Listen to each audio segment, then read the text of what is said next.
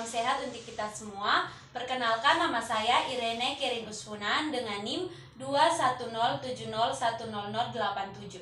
Sekarang saya akan mereview resume materi yang telah diberikan.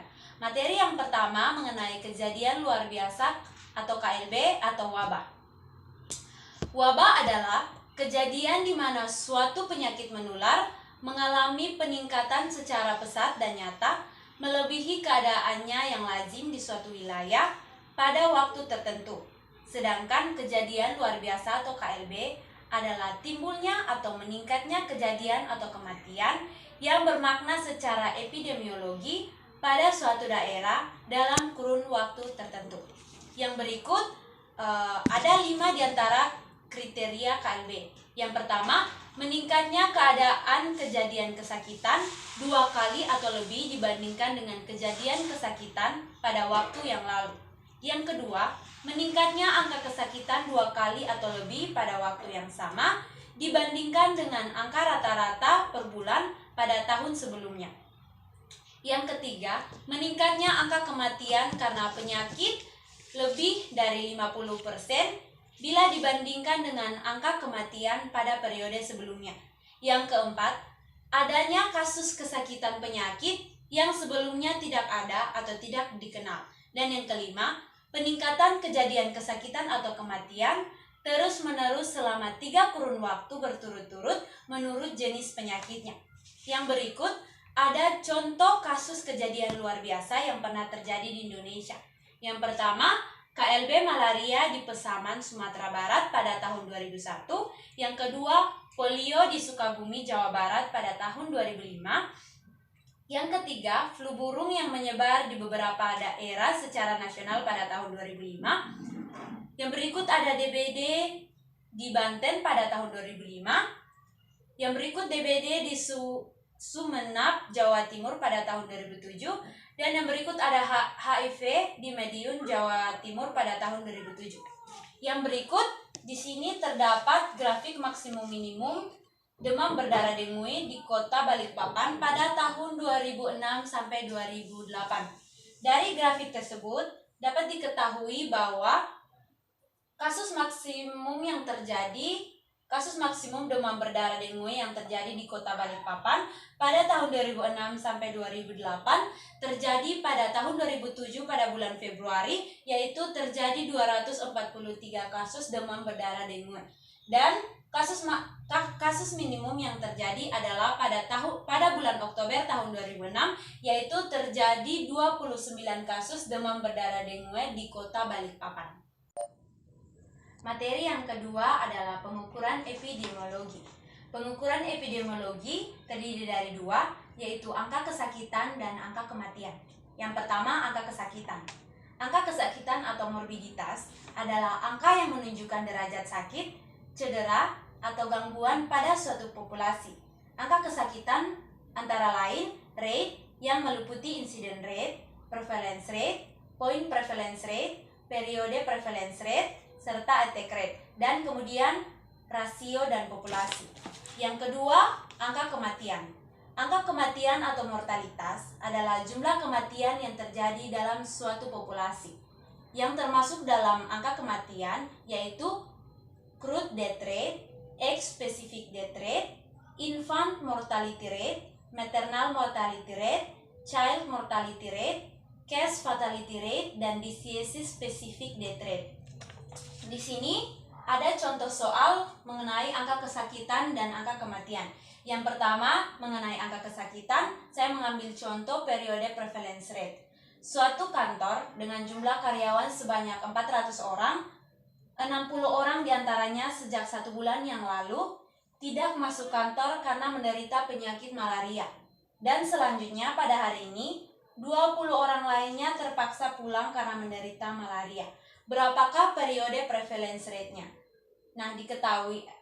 Periode prevalence rate rumusnya adalah jumlah penderita lama ditambah jumlah penderita baru per jumlah penduduk pertengahan dikali konstanta, sama dengan jumlah penderita lama sebanyak 20 orang dan jumlah penderita baru sebanyak 20 orang per Jumlah seluruh karyawan 400 dikali 100%. Sama dengan 80/400 dikali 100%. Jadi poin prevalence rate-nya adalah 20%. Yang berikut contoh soal angka kematian. Saya mengambil contoh maternal mortality rate. Jumlah kematian ibu oleh sebab kematian di Singapura hanya 1 orang pada tahun 1990 dengan jumlah seluruh kelahiran hidup sebanyak 49.864 orang. Berapa maternal mortality rate pada tahun 1990? Nah, rumus dari maternal mortality rate adalah jumlah kematian ibu karena kehamilan, persalinan, dan masa nifas selama 1 tahun per jumlah kelahiran hidup pada 1 tahun dan pada wilayah yang sama dikali dengan konstanta. Sama dengan 1/49.864 dikali konstanta 100.000. Jadi maternal mortality rate-nya adalah 2/100.000 kelahiran hidup. Materi yang ketiga adalah desain penelitian. Desain penelitian terdiri dari 3, yaitu cross-sectional studies, case control studies, dan cohort study. Yang pertama, cross-sectional studies. Cross-sectional studies adalah desain penelitian yang mempelajari hubungan penyakit dan pajanan dengan cara mengamati status pajanan atau paparan dengan penyakit secara bersamaan sekaligus pada suatu waktu atau periode. Yang kedua, case control studies. Case control studies adalah rancangan penelitian yang mempelajari hubungan antara pajanan dan penyakit dengan cara membandingkan kelompok kasus dan kelompok kontrol berdasarkan status pajanan atau paparannya. Penelitian ini merupakan penelitian epidemiologi longitudinal retrospektif, di mana penelitian ini dimulai dari status outcome atau dimulai dari akibat atau efeknya, baru kemudian pada penyebabnya dan arahnya mundur. Untuk memilih desain penelitian ini, diperlukan keserupaan antara kontrol dan kasus. Yang berikut, yang ketiga adalah cohort study. Cohort study adalah rancangan penelitian epidemiologi yang mempelajari hubungan antara pajanan dan penyakit dengan cara membandingkan kelompok terpajan atau faktor penelitian dan kelompok tidak terpajan berdasarkan status penyakit. Nah, di sini ada salah satu contoh kasus di mana kasus tersebut dalam penelitian tentang hubungan antara alkohol dengan terjadinya hemorrhage stroke, diambil 200 orang yang tidak minum alkohol dan 300 orang peminum alkohol yang diikuti selama 12 tahun. Hasil penelitian menunjukkan bahwa 196 orang peminum alkohol dan 96 orang bukan peminum alkohol mengalami stroke. Nah, dalam contoh kasus seperti ini, desain penelitian yang digunakan adalah desain penelitian cohort study.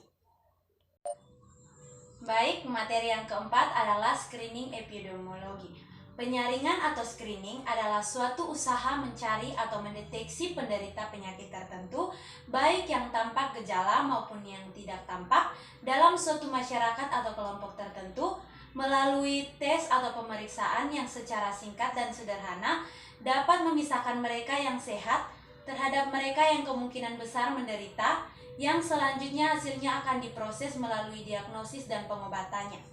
Nah, di sini terdapat contoh soal screening epidemiologi. Hasil pemeriksaan screening terhadap 5.000 orang PSK dengan pemeriksaan HIV secara dipstick didapatkan hasil sebagai berikut.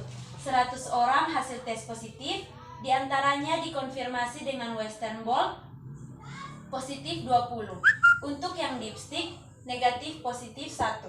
Tentukan true positif, true negatif, false positif, false negatif, dan hitunglah sensitivitas dan spesifisitas alat tersebut. Nah, yang pertama harus dilakukan adalah membuat tabel diagnostik.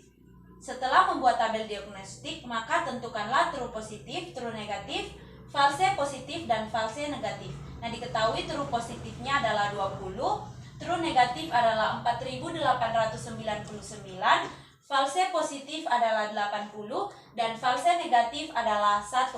Nah, kemudian hitunglah sensitivitas dan spesifisitas dari alat tersebut. Yang pertama, sensitivitas. Rumus sensitivitas adalah true positif per true positif ditambah false negatif.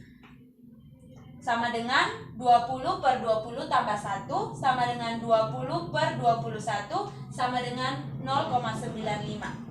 Kemudian spesifisitasnya yaitu true negatif per true negatif ditambah false positif sama dengan 4899 per 4899 ditambah 80 sama dengan 4899 per 4979 sama dengan 0,98. Jadi sensitivitas dan spesifisitas dari alat tersebut adalah 0,5 dan 0,98. Sekian pemaparan materi yang dapat saya berikan. Semoga dapat bermanfaat bagi kita semua. Terima kasih.